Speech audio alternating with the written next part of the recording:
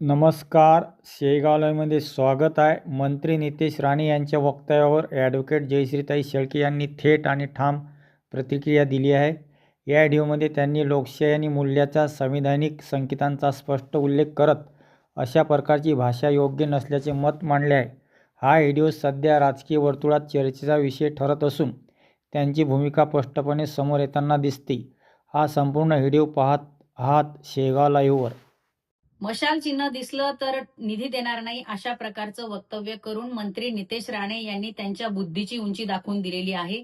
भारतीय जनता पक्ष हा आजवर अशाच प्रकारे पैशाच्या जोरावर धमक्या, दडपशाही आणि दंडेलशाही करून निवडणुका जिंकत आलाय. हे सप्रमाण सिद्ध करण्याचं काम मंत्री नितेश राणे यांच्या वक्तव्याने केलंय. आज लोकांच्या मनामध्ये शिवसेना उद्धव बाळासाहेब ठाकरे हा पक्ष आहे. लोकांच्या मनामध्ये मशाल आहे, ती तुम्ही पुसून टाकू शकत नाही. तुम्ही धमक्या देऊ शकता आणि जर एखाद्या संविधानिक पदावर असणारे व्यक्ती अशा प्रकारे मतदारांना धमकावत असेल, निधी देणार नाही अशा गोष्टी करत असेल, तर त्याच्यावर निवडणूक आयोग कारवाई करणार आहे का?